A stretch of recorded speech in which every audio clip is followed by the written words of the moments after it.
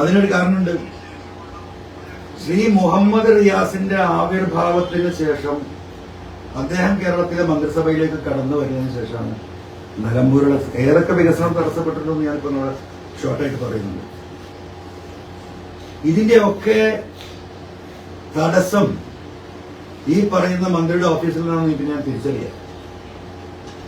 വ്യക്തിപരമായി പോയിട്ട് ഞാൻ പല കാര്യങ്ങൾ അദ്ദേഹത്തോട് അന്നത്തെ ബന്ധം വെച്ച് റിക്വസ്റ്റ് ചെയ്യുന്നു. പൂവമ്പഴം കൊണ്ട് കഴുത്തറുക്കുക എന്ന് പറയും, കേട്ടിട്ടുണ്ടാവും. കത്തി കൊണ്ട് കഴുത്തറുത്താൽ എല്ലാവർക്കും മനസ്സിലാവും, ആള് മരണപ്പെടും, രക്തം വരും.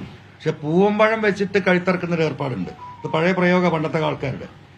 ആ പണിയായിരുന്നു എനിക്കിട്ട് ചെയ്തുകൊണ്ടിരുന്നത്.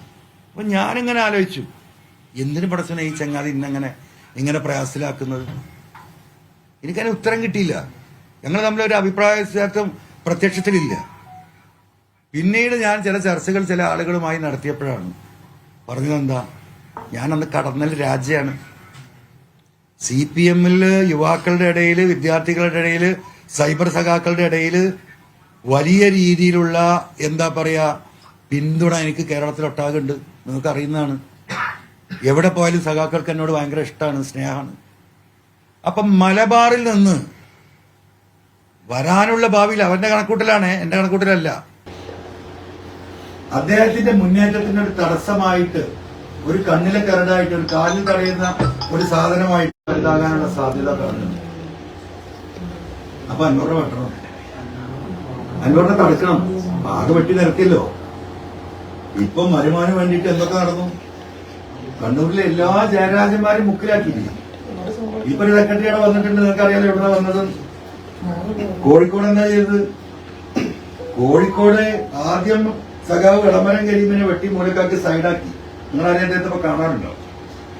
അതിന് ചെറിയ സഹായം ആളുകൾ എന്നോട് പറഞ്ഞത് അദ്ദേഹത്തിന്റെ പ്രവൃത്തി ഇന്നത് തെളിച്ചുകൊണ്ടിരിക്കുക. അപ്പൊ PV അൻവറിനെ തടയണം. PV അൻവറിന് പേര് കിട്ടാൻ പോകുന്ന ജനങ്ങളുടെ ഇടയിൽ സ്വാധീനിക്കുന്ന എല്ലാ പദ്ധതികൾക്കും തടസ്സം സൃഷ്ടിച്ചു. അതിലെ ഒന്നാമത്തതാണ് നിലമ്പൂർ ബൈപ്പാസ്. ആ ബൈപ്പാസ് 10-20-30 കൊല്ലമായി അങ്ങനെ കിടക്കുകയാണ്. 8 കൊല്ലം ഞാൻ നിരന്തരമായി എന്റെ 2 PM-മാർക്ക് ഇത് മാത്രമാണ് പണിയുണ്ടായിരുന്നത്. പക്ഷെ പൈസ കിട്ടില്ല. ഓരോ ബഡ്ജറ്റ് വരുമ്പോഴും അത് പ്രഖ്യാപനം ഉണ്ടാവും. ഇന്നും അവിടെ കിടക്കുക.